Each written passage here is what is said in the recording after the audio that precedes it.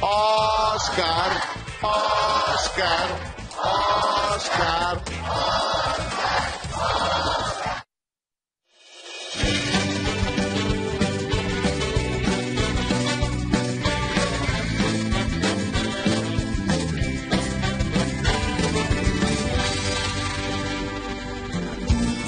Que bonica aquesta nova careta del programa. Bona tarda i benvinguts a aquesta 8a temporada de divendres. Tenim nova imatge, ja ho heu vist, hem estat de reformes aquest mes d'agost i estigueu molt atents perquè també tenim moltes novetats que us anirem descobrint durant el programa d'avui i al llarg de la setmana. Marta, Anna, bona tarda, esteu molt guapes, es nota que us ha provat l'estiu. L'estiu sempre va bé, no? Sempre fa més bon color, més bona cara. Heu pogut descansar, suposo, no? Hem descansat i hem fet reformes del plató, també ens hem posat aquí... Que no estan gens malament, Què et sembla? Mira, seguim, estrenem-lo.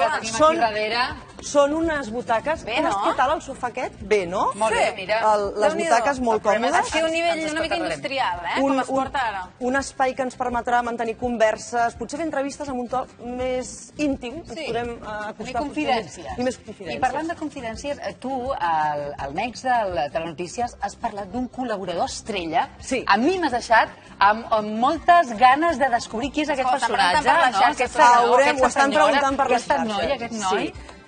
Home, dona, posem-hi un interrogant en qualsevol cas, el descobrirem a la part final del programa d'avui. Estem, dèiem, descansats, carregats d'energia, sobretot molt contents i sentint-nos molt privilegiats de seguir passant les tardes amb tots vosaltres. De seguida comencem la sobretaula amb tots els nostres col·laboradors. Em diuen que ja està arribant també aquí als estudis centrals el Xavier Sala i Martín, que ja està a punt d'explicar-nos com comença aquest curs econòmic. Aniran bé les coses, no tant com ens pensàvem.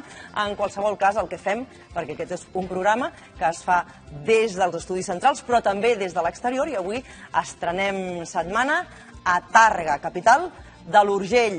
Espartac, i aquest serà un tema que també comentarem, perquè a l'Espartac li ha sortit un borrissol a la cara. I això dona molt que parlar, Espartac. Què tal? Molt bona tarda a tothom. Feliç de començar aquesta 8a temporada de divendres amb novetats, és així. Ja he vist per les xarxes que ara s'ha creat un debat al voltant de la barba. Escolta, nou look, ganes de fer-ho diferent i, sobretot, sincerament, aquí el comentari començaria aquest estiu quan em van dir escolta, això de la barba et fa jove. Jo havia pensat sempre que la barba precisament feia gran. Dic, doncs, si es tracta de fer-te jove, ara que anem fent anys, aprofitarem per treure barba i rebaixarem 5 anyets, si és possible. No ho sé, de moment punxa molt, és l'únic que us puc dir. Comencem setmana amb moltíssima il·lusió des de Tàrrega, la capital de l'Urgell. Aquesta tarda passaran moltes coses en aquest espai. Van arribant els convidats, parlarem del coc, parlarem dels arrugats, és una història apassionant la que hi ha també al darrere. Estem a territori Pedrolo, Manuel de Pedrolo, per tant, mecanoscrit del segon origen. Tindrem en Carles Porta i també la filla de Manuel de Pedrolo i estarem molt ben acompanyats. Què voleu que us digui? Fa il·lusió compartir aquesta tarda. Pots venir? Mita'l. Lari, com anem? Molt bé, moltes gràcies. Molt content. Què he de saber per aterrissar aquí? Has de saber que això és una cosa normal. És a dir, que som molt oberts. Pensa que aquest cap de setmana comença a Fira Tàrrega. És veritat. Té molta gent i estem molt acostumats a que vingui gent. Et tractarà tothom molt bé. Doncs ens acompanyaràs en tot el que parlem, sí? El que vulguis. Molt bé. Hi haurà moltes novetats aquesta temporada. Us hem de dir on és en Màrius Serra. Us ho explicarem i us agradarà saber-ho, però m'agradaria que us fixéssiu en un element que serà molt important aquesta temporada i és la furgoneta de divendres que tenim allà.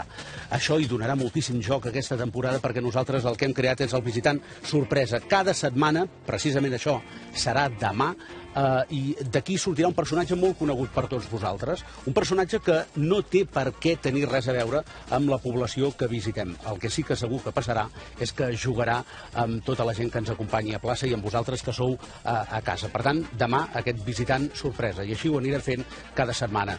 D'aquí una estona tornem amb el Lari. Fins ara, Helena. Fins ara, salutacions al Maglari. Personalment, molt partidària d'aquesta barba de l'Espartac. Què en penseu? Queda super hipster i l'Espartac està molt bé, que agafi aquest ara, no? Que t'agrada a tu, el que t'agrada a tu. Bé, coneixerem també, com dèiem, moltes novetats, dues cares noves que ens acompanyaran aquesta temporada 8a. Serà en Francesc Orteu, filòsof, que ens acostarà als filòsofs de la sèrie Merlí cada setmana, i també el Xavi Verdaguer, amb qui aprendrem a cuidar-nos millor i també a escoltar millor el nostre cos, que a vegades el tenim una mica abandonat. I com dèiem, un fitxatge estrella que no ha estat publicat enlloc. Però ara sí, no? Ni al nostre web. Ara ho diràs o no? No, no ho diré. No, és que no vol dir. Jo crec que no ho hauria de dir, perquè així la gent... No ha sortit a la premsa i el No. descobrirem, com dèiem, al final del programa. Ara el que ens toca és fer...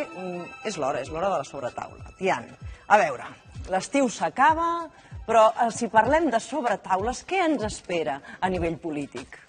Ens esperen moltes coses a nivell polític, però s'ha parlat molt de la data de Nadal, s'ha parlat molt del dia 25 de desembre, que pot ser que anem a votar el dia 25 de desembre, però ens hauríem de fixar en altres dates que hi haurà abans, perquè abans de saber si votarem el dia 25 de desembre, fixeu-vos que hem marcat en el calendari dels mesos de setembre i d'octubre la data del dia 31 d'octubre. El dia 31 d'octubre és la castanyada, i com que és el dia que s'acaba el termini per la investidura de Mariano Rajoy, perquè la primera votació va ser el dia 31 d'agost i són 2 mesos, el dia 31 d'octubre, nit de la castanyada, podria ser que estéssim menjant castanyes, panellets i moniatos, però a més mirant el debat d'investidura i sabent si al final surt escollit algun president o no. Diuen que la cosa podria dependre de les eleccions basques i gallegues, que són el dia 25 de setembre, per tant haurem d'estar molt atents, i també era molt important en aquest inici de curs què passaria el dia 28 de setembre, que és el dia de la qüestió de confiança de Carles Puigdemont, però clar, aquí avui s'ha resolt una mica un misteri, després en parlarem, perquè ha vingut l'Anna Gabriel aquest matí a TV3 i ja ens ha explicat que la qüestió de confiança, la CUP votarà que sí, per tant, Carles Puigdemont continuarà sent president a partir del dia 28 de setembre. Però si passem pàgina del calendari i no hi hagués investidura el dia 31, i ja hem explicat, o ja s'ha explicat durant aquest estiu moltes vegades, que hi hauria d'haver eleccions el dia de Nadal, que després també explicarem com podrien ser unes eleccions el dia de Nadal, Però ja sabeu també que ara s'explica que segurament es canviaria la llei electoral perquè en lloc de votar el dia 25 de desembre, que seria un trasbals per tothom, es votés el dia 18 de desembre, gairebé un any clavat just després de les primeres eleccions. Aquestes serien les terceres. I l'última gran incògnita, que no la resoldrem fins que no s'acabi aquesta temporada, cap als mesos d'estiu, el juny o el juliol, que és quan s'acaben aquests 18 mesos que ens han dit que havia de durar aquesta legislatura, es proclamarà la independència, hi haurà un referèndum unilateral, què passarà quan acabin aquests 18 mesos? He marcat la data del dia 23 de juny, que és la revetlla de Sant Joan, perquè posats a marcar castanyades, Nadals, etc., què us semblaria que hi hagués una proclamació d'independència la revetlla de Sant Joan? Amb focs i petards, Tian Riba, Déu-n'hi-do, quantes incògnites que hem deixat sobre la taula, i ara estava jo pensant també, fent aquests càlculs de calendari, que dius, si es fa tot el possible perquè les eleccions, en cas que hi haguessin terceres eleccions, no siguin el dia de Nadal i s'haguessin d'avançar al 18 de desembre, s'hauria de potser tornar a canviar la data de la Marató de TV3, i poso un interrogant. Per segon any consecutiu. Per segon any consecutiu,